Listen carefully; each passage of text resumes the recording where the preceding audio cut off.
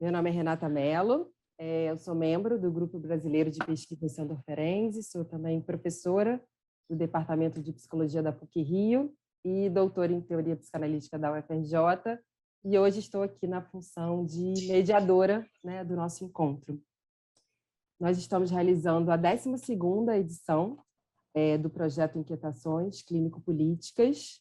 Esse projeto ele tenta, né, criar um espaço de troca entre os membros, a partir de um campo de trânsito entre as questões, né, da clínica e da política, dando um destaque especial assim, à nossa realidade, a realidade brasileira. Essa edição, né, acho que vocês devem ter percebido, ela será gravada, como eu, né, conversei com o Hernani, depois ela é divulgada no YouTube e aí, né, acessível a todos. Os vídeos das edições anteriores também já estão disponíveis para quem se interessar. O tema dessa edição é psicanálise e neoliberalismo. Eu queria agradecer a presença, né, do Hernani Chaves e do Joel Birman, que estão com a gente hoje. Cada um terá 30 minutos de apresentação e depois a gente inicia uma discussão aberta a todos. Então, os membros que quiserem, né, colocar uma pergunta, um comentário, devem se inscrever no chat, colocando seu nome, e depois eu vou chamando por ordem de inscrição. A atividade terá 2 horas de duração. E antes de passar a palavra para o Joel, eu queria ler uma pequena citação do livro No Tempo das Catástrofes, Resistir à Barbárie que se Aproxima, da Isabelle Stanger, para inspirar nossa manhã. Ela escreve: a luta política deveria passar por todos os lugares onde se fabrica um futuro que ninguém ousa realmente imaginar. Não se restringir à defesa dos sentimentos adquiridos ou à denúncia dos escândalos, mas se apoderar da questão da fabricação desse futuro. Que a gente consiga, a partir do nosso encontro, das nossas trocas, angariar forças e construir a possibilidade de um futuro que não seja bárbaro, mas alegre e comum. Passo agora, então, a palavra a Joel Birman. Joel, faltando 3 minutinhos para encerrar o tempo, eu te aviso, ok? Então, a palavra está com você.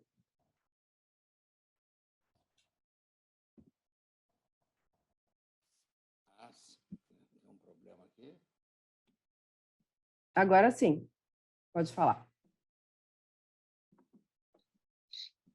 Não, agora falhou.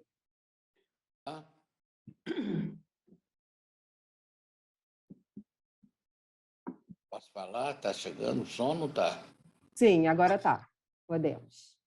Obrigada, Joel. Obrigada, Hernani. Vamos lá, então. Obrigada, Renata. Antes de mais nada, eu queria agradecer o convite, né, de participar desse debate, desse ciclo de palestras organizado por esse Centro Ferenciano de Pesquisa, né, que vocês constituíram, né, e que até mesmo aproveitar aqui o ensejo para agradecer de me convidarem para ser membro emérito desse grupo, né, junto à professora Tereza Pinheiro, né. Então, aproveito o ensejo desse nosso encontro aqui para agradecer por isso, né. Então, eu acho que o tema, né, psicanálise e neoliberalismo, né, é um tema que está circulando já, né, tanto no meio psicanalítico internacional quanto no meio psicanalítico brasileiro há muito tempo, né. Nós temos muitas publicações sobre isso, né.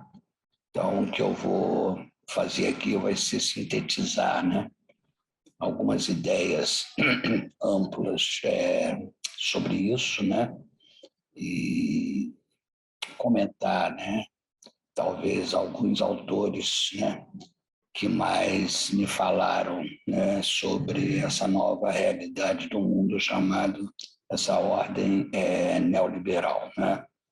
Como vocês sabem, os sociólogos, filósofos ou sociólogos Dardot e Laval, né, escreveram uma obra importante que circula no Brasil, né, chamada Nova Ordem do Mundo, né, tentando estabelecer a novidade, né, do que representa esse neoliberalismo, né, no sentido de não pensar mais o neoliberalismo como se pensava anteriormente, como uma mudança apenas no campo do regime econômico, né? Mas mostrando essa dimensão, né? De uma totalidade, ou aquilo que o Wittgenstein chamava uma forma de vida que é colocada em cena, né? Através do neoliberalismo, né? E que, de forma que o neoliberalismo não é apenas uma nova técnica econômica. Eu acho que o próprio título da obra, né, A Nova Ordem do Mundo, evidencia isso com muita clareza, né? E, a rigor, os próprios autores reconhecem, Dardot e Laval, que a ideia fundamental, né, em que eles se baseiam, né, na verdade, o curso do Foucault realizado no Collège de France, intitulado que é um curso sobre o neoliberalismo, né? Mas que fala a rigor, né? Do biopoder, né? Quer dizer, né? Então, eu acho que o que é interessante, né, é essa tensão entre a ideia do biopoder quando o objeto do livro, né, se intitula, se trata efetivamente, né, do neoliberalismo. Né? Então, acho que o Foucault faz uma genealogia, né, do neoliberalismo de uma maneira muito densa, muito rica, né, explorando os autores que desde os anos 40, né, colaboraram, né, para a construção dessa ordem neoliberal, e eu acho que aí ele enuncia, né, uma tese que eu acho que é uma tese de grande atualidade e de muita ressonância para a construção da nova ordem neoliberal, né, que é uma tese sobre o sujeito neoliberal, né? O sujeito neoliberal, eu acho que ele pega uma forma de subjetivação característica do mundo propriamente liberal, né? Que é o que ele denomina do sujeito empresário de si próprio. Né? Então, acho que essa ideia é uma ideia rica, né? Bastante rica, né? O sujeito empresário de si próprio, que significa que o sujeito volta ao centro da cena, né, como sendo o grande articulador do mundo, né, e por essa fórmula, ao mesmo tempo ambígua, né, de falar do empresário de si próprio, né, ele quer com isso dizer, né, que no mundo contemporâneo, na nova ordem neoliberal, né, cada um de nós, né, enquanto indivíduo, constrói a sua vida como uma espécie de uma microempresa, né? Uma microempresa, né? E que, no campo desse empreendedorismo, né? Nós transformamos competidores e rivais em nossos adversários e inimigos, né? Joel, desculpa te interromper, a voz ficou um pouco distante, não sei se houve alguma mudança aí. Bom, melhorou? Agora sim, melhorou. Eu estava dizendo que, através dessa categoria do empresário de si próprio, eu acho que o Foucault enuncia e anuncia nessa centralidade do indivíduo na nova ordem neoliberal, onde qualquer um outro, visto também como empresários ou empreendedores de si próprios, né, eles são transformados em adversários, né, e até mesmo inimigos, né? Então você introduz na cena do mundo contemporâneo um nível de rivalidade numa intensidade muito maior do que teria existido antes, né? Nos tempos áureos do capitalismo liberal, né, nessa ordem neoliberal. E em relação a isso, inclusive, né, o que eu acho importante também ressaltar, né, dessa nova ordem neoliberal centrada nesse empresário de si próprio, né? É a ideia de que o neoliberalismo não é simplesmente uma retomada da antiga ordem liberal do século XIX, né? Quer dizer, neoliberalismo, apesar do nome, né? Nos querer nos levar a crer que é uma retomada da ordem liberal tradicional, não é uma simples retomada da ordem neoliberal tradicional. Por que não é? Porque eu acho que na ordem liberal tradicional, né, havia certos bens que não eram jamais objeto, né, mercantilizáveis, né? Por exemplo, a educação, a arte, né, digamos assim, a pesquisa, a ciência, né, enquanto a saúde, né? E aquilo que vai exatamente caracterizar a nova ordem neoliberal é que todo e qualquer bem é passível de ser mercantilizável. Tá? Então, acho que isso marca uma fronteira decisiva entre a ordem liberal e a ordem neoliberal, de maneira que os autores costumam dizer, né, que nós nos deslocamos do campo de uma sociedade para o campo propriamente de um grande mercado, né? Então, uma caracterização feita por muitos sociólogos, né, e pelo próprio Dardot e Laval, né, é que a ordem neoliberal ela representa uma quebra, né, da ideia de uma sociedade no que uma sociedade implica, que é um conjunto de laços sociais, né, estabelecida entre os agentes, os segmentos, as classes sociais, né? E nós nos restringimos, né, à troca de bens e serviços no campo do mercado. Aliás, essa foi a formulação clássica, né, do lançamento do próprio neoliberalismo, feita na aliança entre a primeira-ministra inglesa Thatcher, junto com o Ronald Reagan, né, presidente dos Estados Unidos, onde ela formulou uma frase que traduz muito bem isso, onde ela dizia: eu não conheço isso que se chama sociedade, eu só conheço pessoas que vão ao mercado trocar bens e serviços. Eu acho que essa formulação, né, da Margaret Thatcher é bastante emblemática, né, do que representa esse neoliberalismo, né, propriamente nessa nova ordem no mundo, né, em que um outro filósofo da política francesa, Marcel Gauchet, escreveu também uma grande obra nos anos 90 e 2000, né, uma obra volumosíssima sobre o neoliberalismo, né,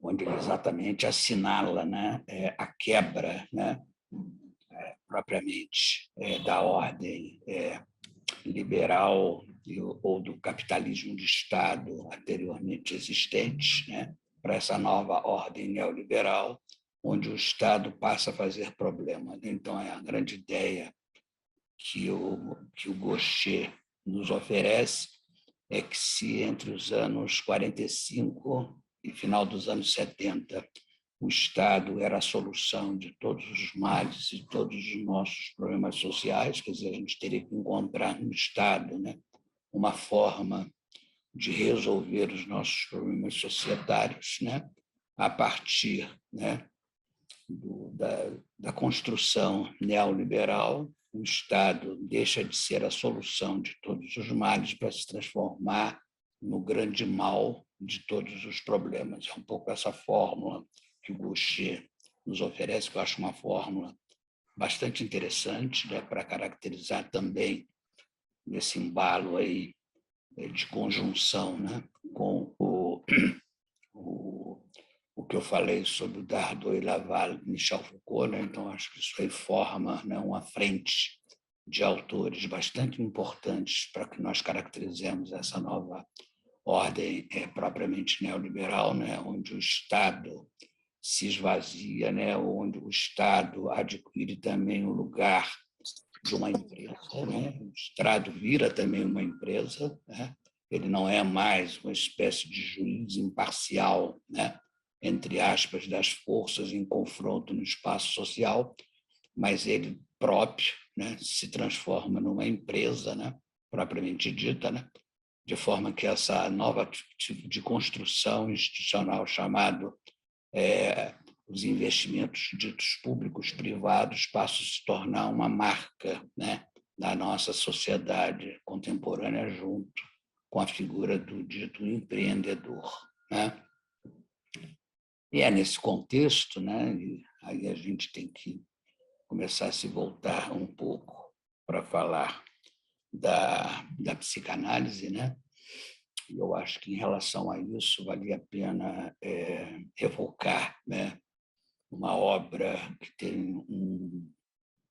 eu acho que a importância de ter sido uma obra precursora, né, de mostrar, né, os descaminhos da psicanálise na nova ordem neoliberal, né, que eu acho que é a obra escrita por Roberto Castelli sobre a psiquiatria norte-americana, né? Roberto Castelli foi aos Estados Unidos fazer uma pesquisa sobre as práticas psis nos Estados Unidos, né? E ele escreve essa obra com um sabor muito interessante, que diz: eu vou fazer uma etnografia ao contrário, enquanto que os etnógrafos e os antropólogos iam para as sociedades tribais, né, para saber como era a ordem social antes da construção das nossas sociedades complexas, né? Eu vou para a sociedade mais complexa da sociedade norte-americana. Joel, desculpa interromper, mas o som de novo diminuiu. Eu estava dizendo que o Roberto Castelli estava falando que ia fazer uma etnografia ao contrário, né? Se os etnólogos antigamente iam para as sociedades tribais para saber como é que eram como que era a construção da ordem social, né, diferentemente das sociedades complexas, né, ele fazia uma incursão numa sociedade complexa como a sociedade americana, né, para pensar o que vai acontecer com a sociedade francesa, supostamente, né, menos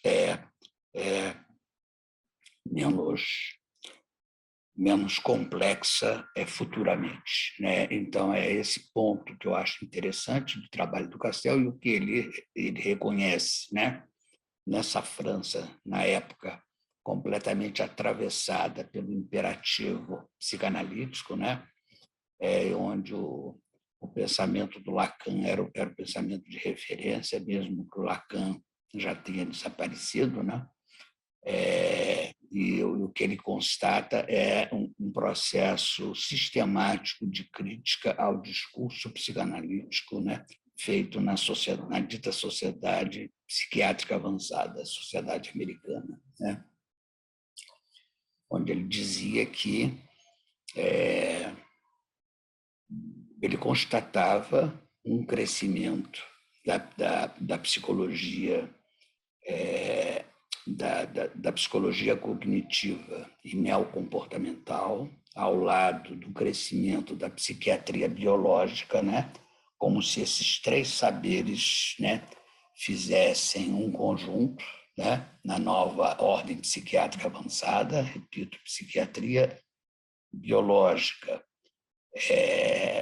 psicologia cognitiva e psicologia neocomportamental, né, onde as práticas americanas começam a dizer que a psicanálise era um pensamento, era uma prática inoperante, ela levava muito tempo, né? O tempo de cura era muito alto, era muito longo. Segundo, era um tratamento muito caro pela própria duração do tratamento. E terceiro, ponto mais importante, né?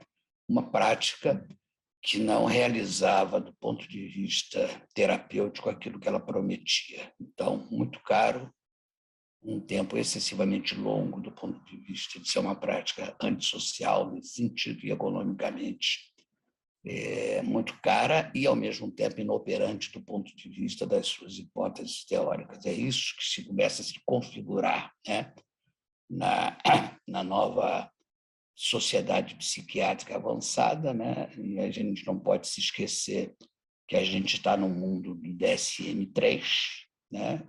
Propriamente dito. Vocês sabem que o DSM, que é um sistema de classificação de enfermidades feita na Associação Psiquiátrica Norte-Americana, que acabou virando um padrão propriamente internacional, né?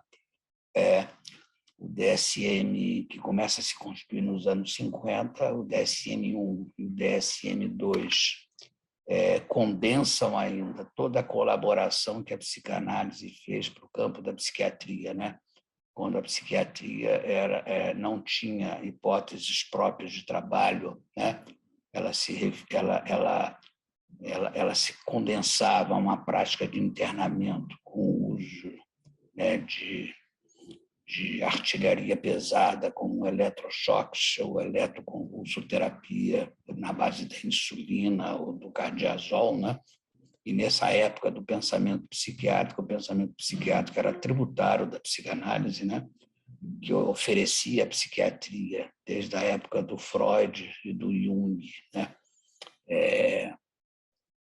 Maneiras pelas quais a psiquiatria podia se confrontar com a questão da psicose, né?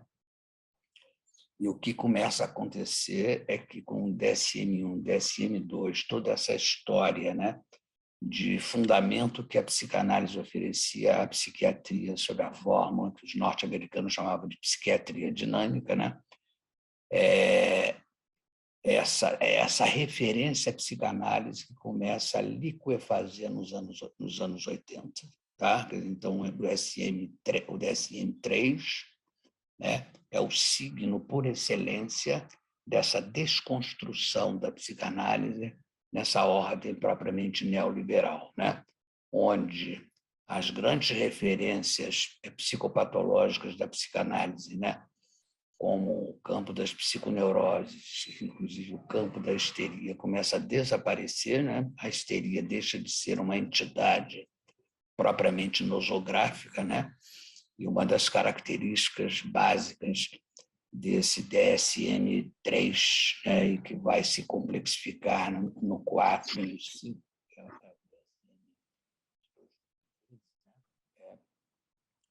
é o fato de que a gente perde completamente qualquer referência à ideia de enfermidade para valorar a ideia de transtorno ou a ideia de síndrome, que é muito importante isso, né?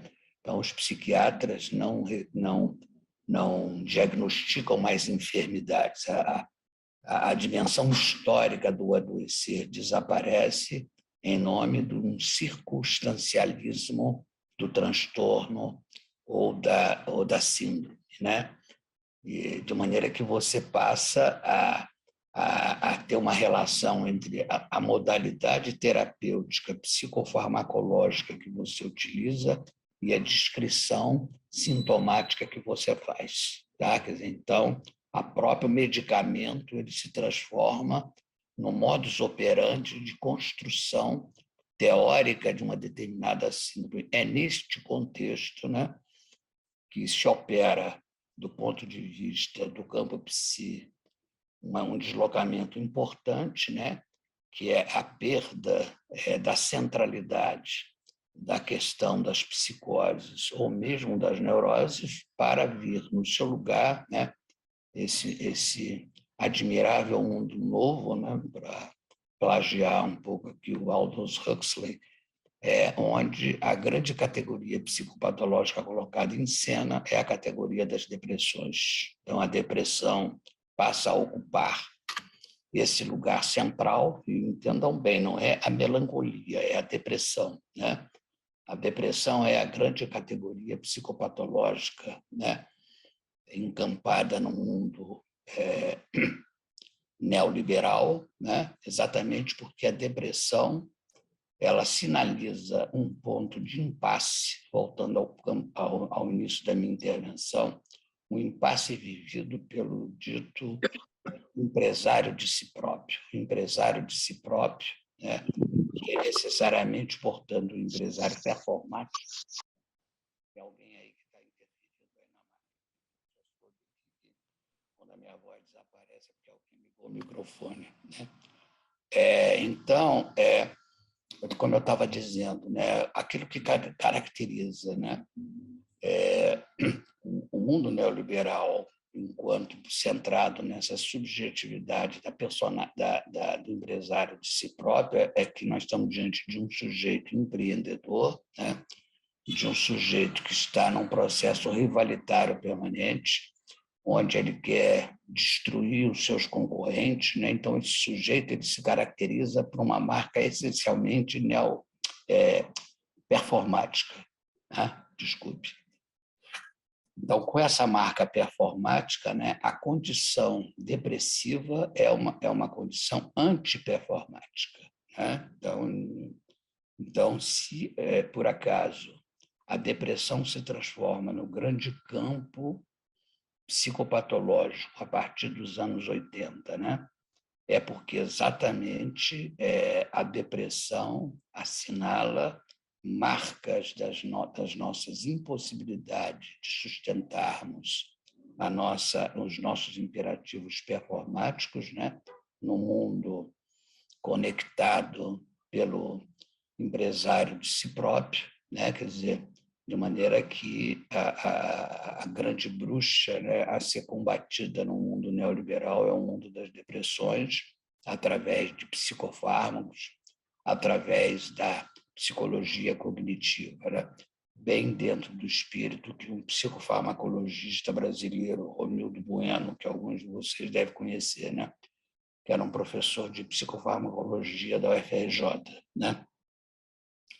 Numa entrevista de televisão, no final dos anos 80, começo dos anos 90, ele enuncia a seguinte frase, que eu acho que é bastante reveladora disso que eu estou falando aqui. Ele dizia assim: os depressivos são seres antissociais. Então, é preciso trazê-los de volta ao campo social, exatamente porque eles são antissociais. Agora, o que ele está entendendo ali como sendo um ser antissocial propriamente dito, né, é o fato de que os depressivos, né, capengam na sua capacidade performática. Eles colocam em questão a possibilidade de trabalho. Eles são seres que se voltam para si próprios, né? Eles não estabelecem, né, relações de trabalho com os outros. Então, é por isso que a depressão se torna um grande problema psicopatológico dos tempos contemporâneos da dita sociedade psiquiátrica avançada. E mais, né, eu acho que isso é um ponto tão importante quanto, né, quando se fala do personagem do empresário de si próprio, né, o que se está se falando é de um sujeito completamente autocentrado, né, é o grande parceiro das terapias cognitivas e neocomportamentais, onde o que está colocado efetivamente no primeiro plano, né,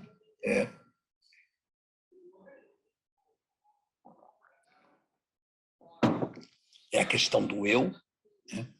Dizer que o sujeito é um empresário de si próprio, dizer que nós temos que trabalhar em prol do capital humano para promover o sujeito centrado em si próprio, né?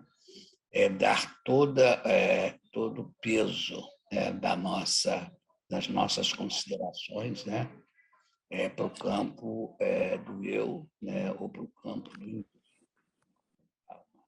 concepção mais clássica, né, em que o eu é a representação do indivíduo, né? Então, nessa perspectiva, né, na nossa contemporaneidade, com o neoliberalismo, com a sociedade psiquiátrica avançada, né, na articulação com o cognitivismo e as terapias neocomportamentais, junto com a psiquiatria biológica, o que está em jogo, efetivamente, é o campo das identidades, e não mais o campo daquilo que o Freud, desde os anos 20 ou dos anos 15, com Luta e Melancolia, chamava de identificações. Quer dizer, se houve uma introdução de algo rico por Freud no campo psicanalítico, desde do Luta e Melancolia, passando por psicologia das massas e análise do eu, e pelo eu e o isso, foi a categoria de identificação, né? a categoria de identificação em que eu sou o outro, né? Onde eu não sou dono da minha própria casa, né? Onde eu vivo a minha relação comigo próprio sobre a forma do Unheimlich, né? Do sinistro, né? Como uma revelação do inconsciente, né? Então, toda a construção psicanalítica ela é uma crítica ao campo do eu, né?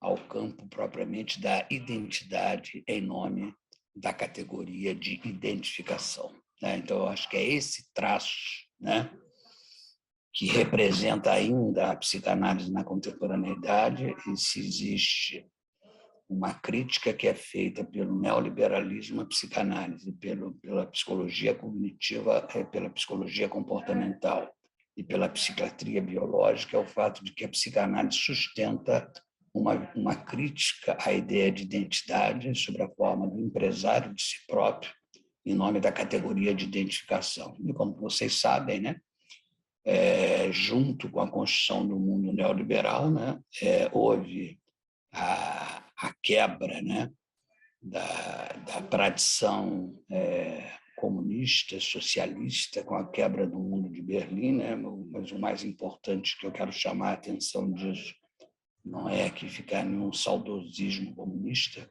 mas chamar a atenção que, com a quebra da tradição do socialismo real, o que se quebrou também foi uma grande hipótese social, né, que durou desde o século XIX até os anos 80 do século XX, né, que era a hipótese da dita luta de classes como motor dos laços sociais e das relações sociais. E na medida em que a hipótese da luta de classes ela caiu por terra, né, o que veio ocupar o primeiro plano das nossas sociedades foi os combates ditos identitários, né? Quer dizer, todas as causas sociais que anteriormente eram pensadas pela modulação da luta de classes passaram a ser pensadas pela modulação do campo das identidades. Identidade das mulheres, identidade dos negros, identidades dos homossexuais, das lésbicas, dos transexuais, dos negros e por aí vai, né? Quer dizer, nós vivemos num confronto de identidades, né? Esse Joel, confronto... desculpa te interromper, faltam 3 minutinhos. Está ótimo, já Obrigada. estou concluindo, né? Então, Obrigada. esse campo propriamente identitário, né, que eu acho que ocupa um espaço central na nossa forma de pensamento e de política contemporâneas, né, ela se contrapõe à centralidade do campo psicanalítico, onde a ideia de identificação é fundamental, de forma que um autor, né, como Ernest Laclau ou como Chantal Mouffe, que tentam pensar uma política populista a partir da psicanálise, aquilo que a Chantal Mouffe chama de um populismo de esquerda, propriamente dito, né? Toda a construção que o Laclau faz no livro dele sobre o populismo é de pensar o que ele chama de uma hegemonia, de um universalismo, né? Contingente, e toda essa construção se baseia exatamente na categoria de identificação do Freud como crítica à concepção de identidade, né? No sentido de que o multiculturalismo, pensado a partir da noção de identidade, ele faz obstáculo a que se possa pensar, né, naquilo que está se colocando hoje como uma espécie de alternativa, né, ao que foi outrora o socialismo real, né, é a ideia da construção do comum. Então, a construção do comum hoje passa efetivamente, né, pela categoria de identificação, por esse universalismo contingente, de forma que tanto o Laval e Dardot escreveram uma obra sobre o comum, da mesma forma como o Antonio Negri, italiano, com o nosso americano Thomas Hardy, escreveram igualmente uma obra sobre o comum, junto com a citação que vocês fizeram aqui no começo dessa conferência, que é o texto da Isabelle Stenger sobre o comum também. Então, a questão do comum é aquilo que pode balizar e nortear a construção de uma ordem social pós-luta de classe, situados na construção de um universal contingente baseado na categoria de identificação e não só na categoria de identidade, apesar de reconhecer que, do ponto de vista histórico, a categoria de identidade teve a sua importância, como diz a Judith Butler, por jogar luz, né, sobre a especificidade do sofrimento, do mal-estar das mulheres, dos gays, das lésbicas, dos negros, etc. Mas a causa identitária ela é um obstáculo à constituição de uma nova ordem societal baseada no comum e como crítica, né, efetivamente, do empresário próprio. Tá? Muito obrigado. Eu acho que eu fiquei no meu tempo, transgredi.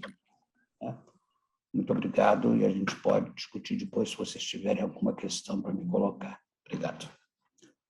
Muito obrigada, Joel. Joel é membro emérito do Grupo Brasileiro de Pesquisa Sandor Ferenczi. Quem tiver questões, né, como eu falei no início, pode ir colocando o nome que eu vou depois chamando após a fala do Hernani. Hernani Chaves é professor da Faculdade de Filosofia da Universidade Federal do Pará, coordenador do programa de pós-graduação em Filosofia da Universidade Federal do Pará. Hernani, obrigada pela sua presença hoje aqui com a gente. A palavra está com você. Okay, muito obrigado. Bom dia a todas e todos. Agradeço bastante o convite do Grupo de Estudos Brasileiros Sandor Ferenczi. Agradeço a gentileza de Jô Gondar, que fez o primeiro contato comigo. E estou contente de estar aqui por várias maneiras, reencontrando Daniel Kuperman e principalmente Joel Birman. Esse ano é um ano muito importante na minha vida. Deixa eu fechar aqui a janela, porque tem o São João. Desde 10 horas, 11 horas da manhã tem o São João, que é uma música de São João muito alta. Esse é um ano muito importante na minha vida, porque eu estava voltando de São Paulo para Belém para fazer o concurso na Universidade Federal do Pará, isso em 1982, exatamente nessa época, e foi também o ano que eu encontrei um tema para o meu mestrado. O primeiro projeto do meu mestrado era completamente diferente do que foi o meu mestrado, e eu fui desafiado pela minha orientadora a encontrar em Foucault um problema e não apenas uma espécie de leitura estrutural dos textos, como era muito comum naquela época. E aí é que eu escolhi, então, Foucault e a psicanálise. Isso a gente escolhe porque a gente é jovem, né, impetuoso, ousado. Se eu tivesse a idade que eu tenho hoje, eu jamais escolheria esse tema. E Joel foi uma pessoa muito importante, não só pelos seus textos, mas por um gesto dele que eu jamais vou esquecer, que eu sempre faço questão de lembrá-lo em alguma atividade pública, numa época que não conhecíamos o avanço tecnológico que conhecemos hoje. Eu fiz a minha primeira visita ao Joel, ele me emprestou as 500 páginas da sua tese de doutorado. Eu trouxe para Belém e fiquei com esse material, que era a única cópia que o Joel tinha na casa dele durante um ano quase. Então, eu sou muito agradecido ao Joel, porque eu fui um leitor privilegiado da tese, né? Já que, enfim, a circulação dos trabalhos acadêmicos há 40 anos atrás era muito, muito, muito restrita em relação a hoje. Então, sempre agradeço ao Joel por isso. Eu, assim, gostaria também de demarcar, assim, vou usar uma expressão muito, muito conhecida hoje, o meu lugar de fala. Eu não sou psicanalista, eu não fui tocado pelo desejo do analista, apesar dos meus 20 e poucos anos como analisante. Bom, enfim, não sei bem porquê, mas eu acho que tenho preguiça e me falta paciência, né? Acho que a grande virtude de um analista, para mim, sempre foi ser paciente. Eu acho que eu não sou paciente, não tenho paciência. Então, o meu lugar de fala é o de alguém que se interessa pela psicanálise a partir da filosofia. Ou seja, o meu interesse pela psicanálise é muito marcado pela minha, entre aspas, identidade profissional acadêmica mais forte, que é a da filosofia.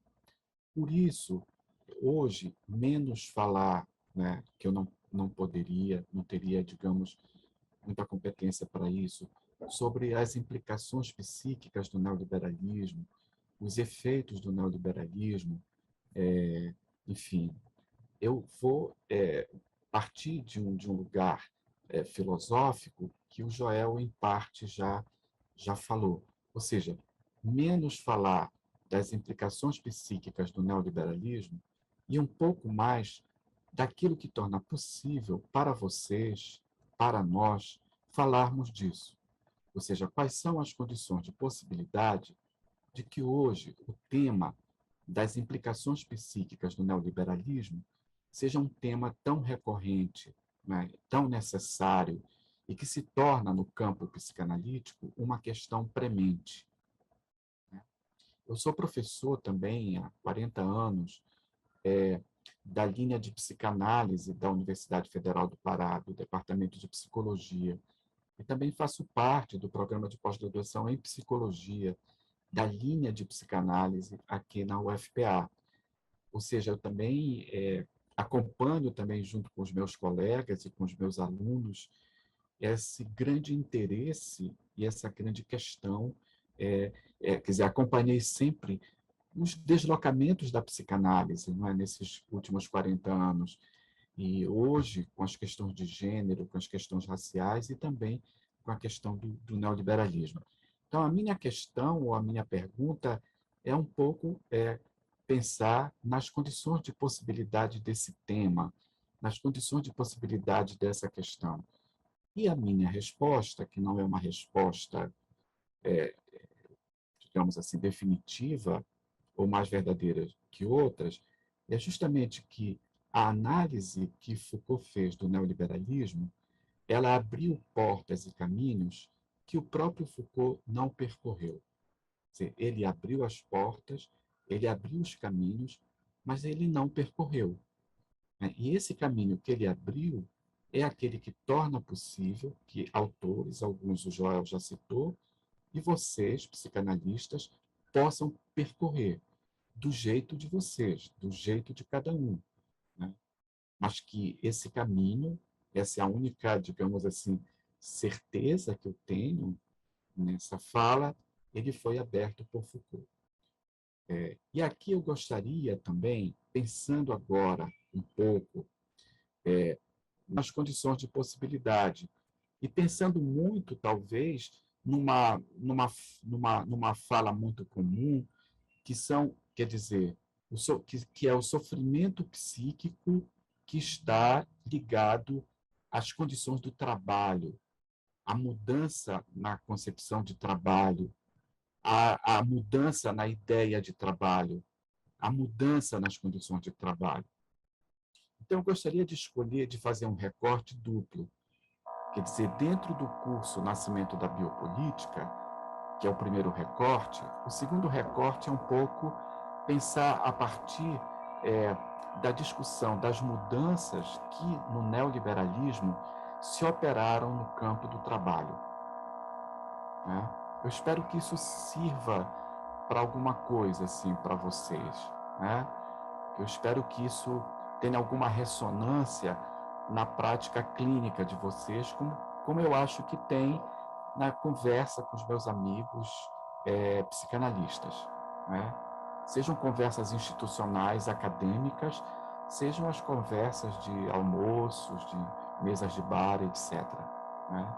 O quanto hoje, né, os pacientes, as pacientes estão muito mobilizados justamente pelas novas condições que foram colocadas pelas mudanças operadas na concepção de trabalho pelo neoliberalismo. Uma outra observação muito rápida, porque eu acho também que tem uma leitura muito selvagem de Foucault, né? Uma leitura muito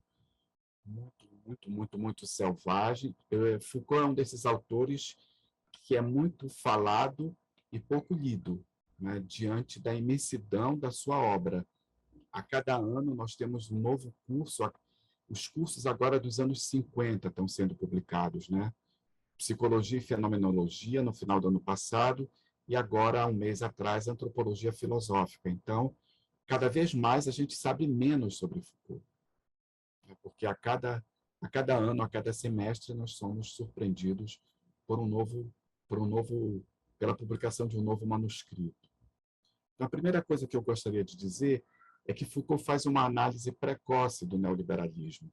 O curso de 78, quando o neoliberalismo estava começando a mostrar as suas garras na França e no mundo.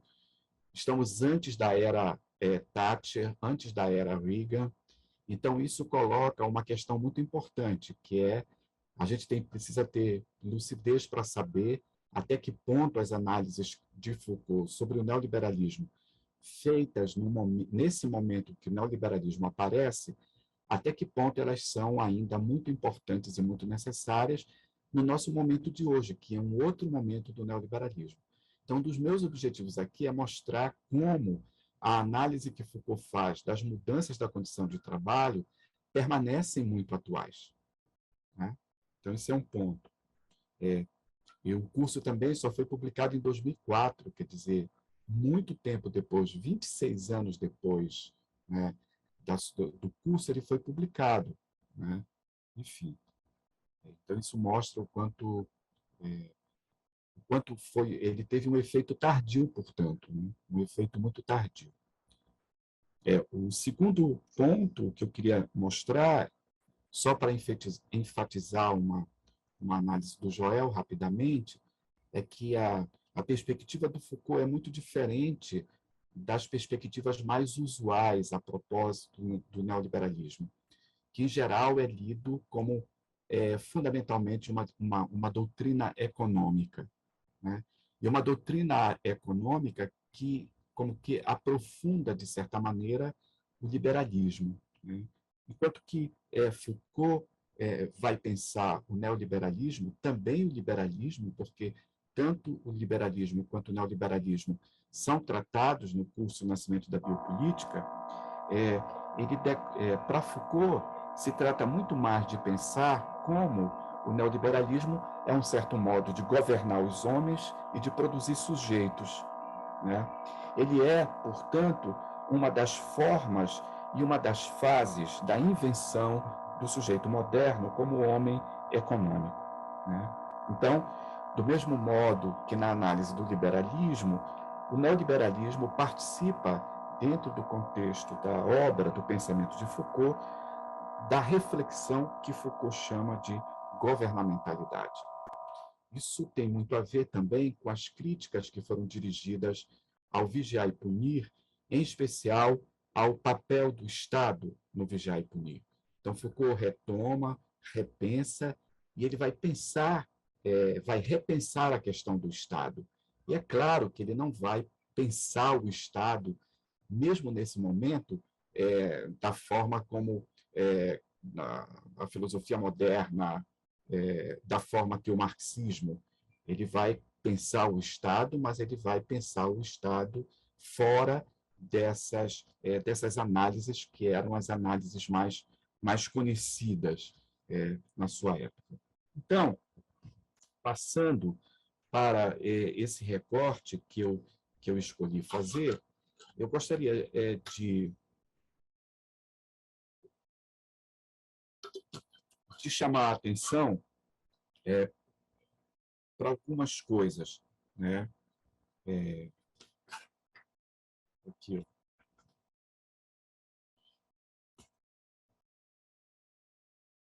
Em primeiro lugar, o neoliberalismo contemporâneo ele não pode ser compreendido a partir da matriz histórica do liberalismo clássico, isto é, como sendo de natureza puramente econômica, como recusa de toda a intervenção estatal e como eleição do mercado enquanto regulador, como uma espécie de substituto natural do Estado. Então, esse é o primeiro ponto com o qual Foucault vai debater. O segundo ponto é que o neoliberalismo não pode ser compreendido também exclusivamente a partir da concepção de uma sociedade de mercadorias, que essa é uma análise do próprio Marx ao longo do livro 1 do Capital. Finalmente, que o neoliberalismo não pode ser compreendido como uma extensão do poder do Estado, tanto mais insidiosa quanto a negamos e a dissimulamos na crítica do poder do Estado sobre a sociedade, né? Então, essas três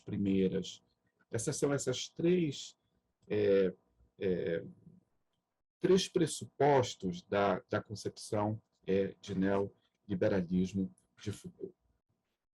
Bom, a discussão sobre a transformação da noção de trabalho, ela se dá no contexto da análise do neoliberalismo americano. Quem já leu O Nascimento da Biopolítica pode bem lembrar de que Foucault faz uma espécie de genealogia, de gênese do neoliberalismo. E essa genealogia, essa gênese, vai lhe levar tanto à escola austríaca quanto à escola de Freiburg, né? O chamado ordoliberalismo, né? Bom, pelas circunstâncias da Segunda Guerra Mundial, muitos desses economistas, né, fugiram e foram para os Estados Unidos. Então, na origem da famosa escola de Chicago, né, está justamente a chegada dos europeus, né, que já estavam discutindo, economistas e filósofos, que já estavam discutindo a crise do liberalismo e a necessidade de repensar, né, o liberalismo. Então, é uma coisa muito interessante, não é? Porque é no mesmo momento em que chegam os psiquiatras, os médicos, os psicanalistas, em especial, de origem judaica nos Estados Unidos. Então, numa conexão também com uma observação também já feita pelo Joel, quer dizer, no mesmo momento, no mesmo período em que se dá a famosa construção da psicologia do eu, da psicologia do ego, se dá também a construção do neoliberalismo na sua faceta americana, né? Talvez não por acaso, né, se confluem, né, esses dois aspectos, esses dois momentos, né? Bom, grande parte, portanto, da análise de Foucault no Nascimento da Biopolítica, ela está dedicada ao neoliberalismo americano. E isso é muito importante, porque justamente é o neoliberalismo americano que vai, não ser um modelo para a América Latina, em primeiro lugar para o Chile e depois para a América Latina, incluindo o Brasil. Não por acaso, né, o nosso ministro da Economia fez o seu doutorado, né, lá em Chicago. Então, por isso que eu penso que as análises de Foucault sobre o neoliberalismo americano, elas são muito interessantes para a gente entender o que se passa no Brasil, não tudo, claro, né, porque são análises datadas, mas elas são um bom caminho para a gente entender o que se passa no Brasil e, ao mesmo tempo, né, elas podem, talvez nos auxiliar a compreender se existe, digamos assim, um contorno propriamente brasileiro, né, para o sofrimento psíquico no neoliberalismo à brasileira. Quer dizer, não sei responder direito nenhuma das duas, mas a minha segunda questão é uma questão para vocês. Eu acho que essa é uma questão para vocês, essa é a missão, a tarefa de vocês, né? Mais de vocês. Bom, então, Então, eu queria aqui chamar a atenção para essa característica do neoliberalismo americano, que eu acho que tem efeitos muito fortes no Brasil. Em primeiro lugar, que essa discussão sobre a tradição liberal e sobre a renovação de sua política, ela é uma constante na história dos Estados Unidos. Foucault diz que a diferença de outras nações, os Estados Unidos já nasceram sob o signo do liberalismo. A independência americana, ela também se dá sob o signo do liberalismo. Então, não é possível, portanto, pensar, né, a questão do neoliberalismo nos Estados Unidos separada dessa, digamos assim, desse nascimento conjunto tanto dos Estados Unidos como nação independente e, ao mesmo tempo, uma nação independente que já elege como seu modelo econômico o liberalismo. Bom, ora, mas, de todo modo, a Segunda Guerra Mundial ela vai trazer modificações. Ela vai trazer modificações muito importantes. Uma delas, que eu considero muito importante, é que os membros da escola austríaca, né, ou do ordoliberalismo alemão, como Friedrich Hayek, o Friedrich Hayek, que tem hoje muitos livros publicados no Brasil, eles tinham uma experiência, eles conheciam uma experiência que era uma experiência desconhecida nos Estados Unidos. Ou seja, uma experiência que alimentou a Europa desde a segunda metade do século XIX e que atingiu seu clímax com a Revolução Russa de 17, que era a ideia de que havia uma utopia alternativa ao capitalismo, que era justamente o comunismo, o socialismo. Então, daí nós vamos entender o combate do neoliberalismo contra o comunismo e contra o socialismo.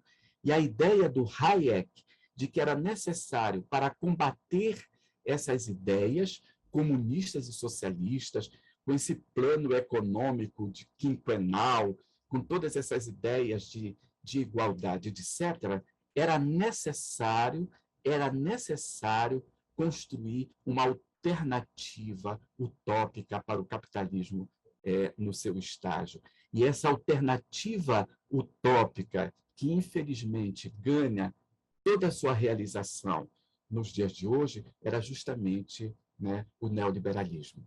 Ora, ao mesmo tempo em que esses caras que chegaram da Europa, eles tinham viveram esse clima, né, de que na Europa havia esse forte pensamento, essa forte luta em torno de uma alternativa ao capitalismo, né, eles têm também já, né, nesse momento, o retrato muito claro da transformação, né, dessa utopia socialista num Estado mais totalitário, como a ditadura de Stalin.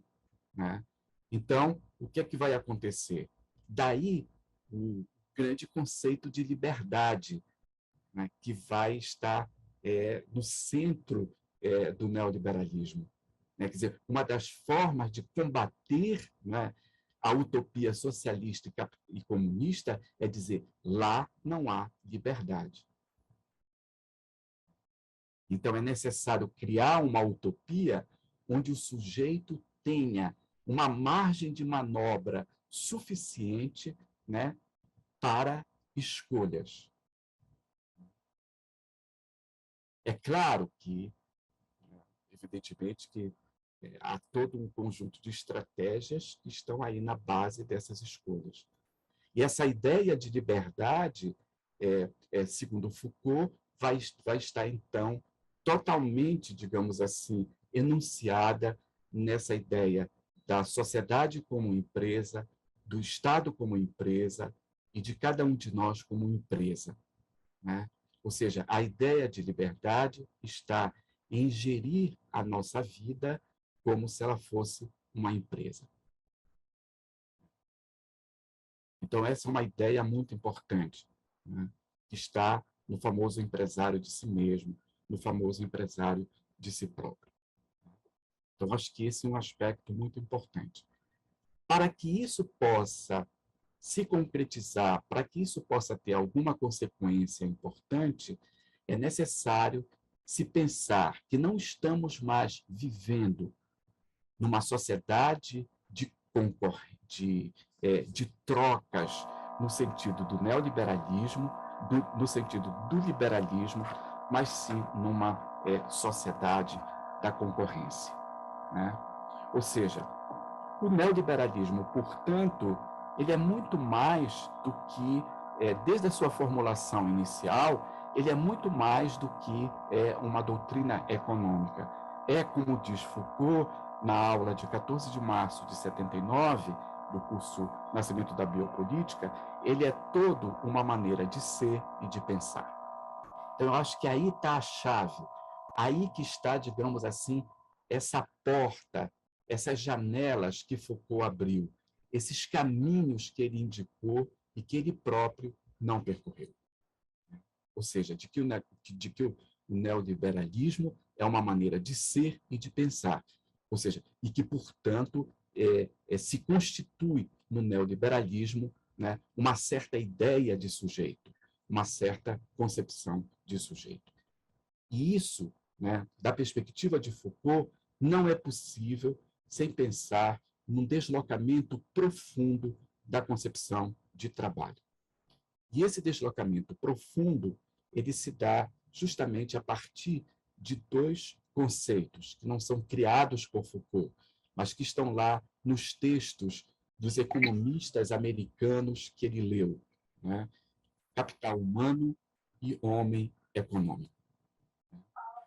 Esses dois aspectos, o de capital humano e de uma reativação da ideia do homem econômico, né, eles são fundamentais para Foucault, uma vez que, a partir deles, se pode afirmar que o neoliberalismo americano deixa de ser apenas uma alternativa política no interior dos Estados Unidos, para se tornar, diz Foucault, uma espécie de reivindicação global, multiforme, ambígua, com ancoragem à direita e à esquerda. Uma espécie de lugar utópico, sempre reativado. Então, na análise de Foucault, né, se encontram justamente os ecos das posições do Hayek, que ele está examinando criticamente aqui, né? Segundo Hayek, era necessário transformar o liberalismo num pensamento vivo. E dizer que o liberalismo era um pensamento vivo significa projetar, a partir dele, um horizonte utópico. Porque é justamente dessa atividade utópica, diz o Hayek, que o socialismo tira a sua força, né? Então, desse modo, para fazer frente às utopias socialistas, o liberalismo deveria criar sua utopia. Ele deveria ser muito mais do que uma alternativa técnica para o governamento, para o governo, né? De tal modo que ele pudesse se constituir também, à maneira do socialismo, eu cito Foucault, um estilo geral de pensamento, de análise e de imaginação. Vejam só. É um estilo... Oi? Desculpa te interromper. Obrigada. Tá? Um estilo geral de pensamento, de análise e de imaginação. A teoria do capital humano vai surgir, portanto, para cobrir uma lacuna existente no liberalismo clássico, que desde Adam Smith se fundou na tríade terra, capital e trabalho. Para os neoliberais americanos, o liberalismo clássico não deu atenção suficiente à categoria trabalho, mesmo que a reflexão de Smith comece justamente pela questão do trabalho. Foucault mostra, então, que a questão do trabalho ela vai sofrer uma grande modificação. O trabalho vai ser introduzido agora para pensarmos que o trabalho implica também uma conduta econômica praticada como uma execução racionalizada, calculada por aquele mesmo que trabalha. Em outras palavras, né, o salário não é o preço de venda da força de trabalho, mas é um lucro. Então, para terminar, vejam só a inversão que acontece aqui. Se o socialismo tirava sua força utópica da desalienação do trabalhador em relação ao caráter explorador do seu trabalho, o neoliberalismo inverte ou perverte essa ideia, ao reforçar que era alienação, tornando o trabalho explorado em lucro. É a alienação que torna o trabalho não como o oposto do capital, mas tornando o trabalho ele mesmo um capital. Não importa que eu não tenha os meios de produção, uma vez que eu tenho um capital que me é próprio, o meu trabalho. Então, o capital humano inverte a fórmula clássica do trabalhador-máquina, né? Do capitalismo clássico, Charlie Chaplin, famosa cena dos tempos modernos. Né? Não importa que eu não tenha o capital humano, né? Ele é indissociável daquele que o detém. E inverte a fórmula do trabalhador-máquina. O trabalhador máquina não é aquele que se aparenta a uma máquina, o trabalhador não é mais aquele que se aparenta a uma máquina que o desumaniza e que o despoja do que lhe é propriamente humano, mas o contrário é o que o humaniza. A máquina tem, então, sentido positivo. Então, essa mudança da concepção de trabalho, em que eu tenho o meu próprio trabalho, e que o trabalho é o meu capital, hoje ela está na uberização do trabalho, por exemplo. Hoje ela está nas formas contemporâneas do trabalho em que as pessoas acreditam que estão fazendo, né, o seu próprio trabalho, que o seu trabalho não é o resultado da alienação ou da exploração. E as consequências disso no campo psíquico, vocês todos conhecem. E também o remédio que a sociedade neoliberal mostra, principalmente a autoajuda, o coach e a programação neurolinguística, né, por exemplo, que são os 3 exemplos que Dardot e Laval dão no seu livro.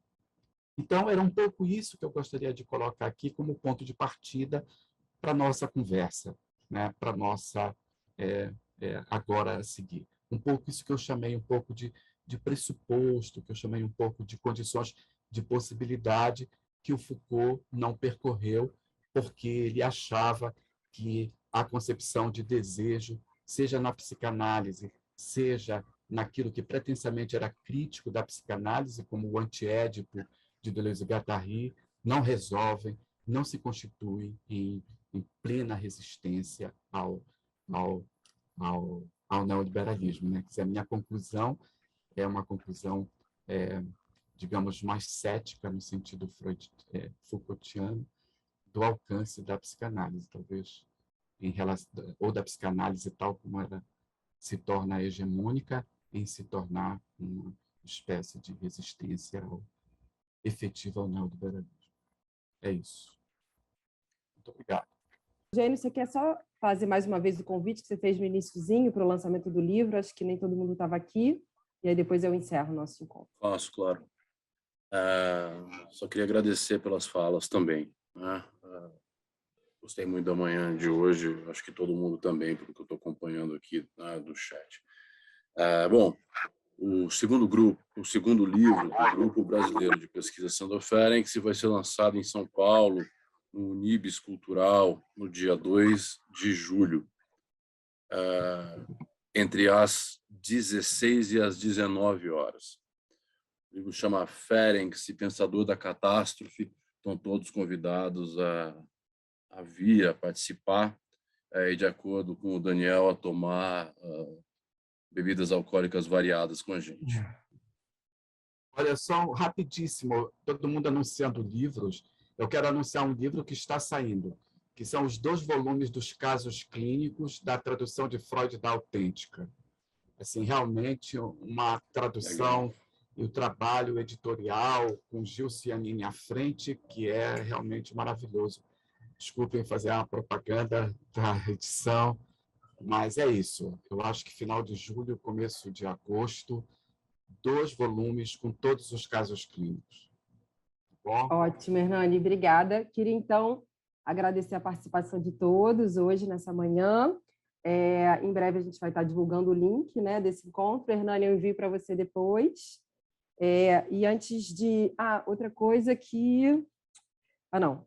Em breve também a gente vai divulgar o próximo Inquietações, né? A próxima edição do Inquietações, tá? Segunda a gente tem um evento, né, Renata? Segunda a gente tem um evento. Silvio está aí? Silvio quer convidar? Acho que as pessoas estão mais apropriadas para que eu passe a palavra. Silvio, quer convidar para o encontro?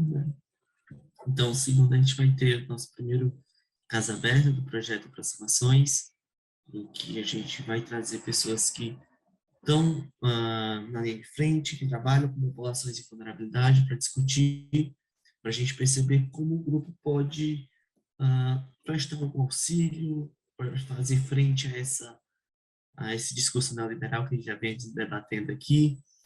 Então, a gente convida todos a participar do nosso evento, segunda-feira, às 8h30. Nós vamos contar justamente com 2 profissionais de Manaus, que a gente já passeou pelo norte hoje, e uma de São Paulo, para a gente discutir sobre a vulnerabilidade em população negra e em população LGBT+, e de imigrantes. Então, acho que vai ser bem construtivo para todos. Obrigada, Silvio. Então, gente, antes de encerrar, vou ler 3 linhas aqui. Eu vou estudando, faço coleções de citações que permitem algum respiro. E eu queria ler um trechinho de um livro que já é meio pop, Realismo Capitalista. É mais fácil imaginar o fim do mundo do que o fim do capitalismo, do Mark Fisher. Mas ele tem uma citação que eu gosto, acho que é bom para a gente encerrar hoje.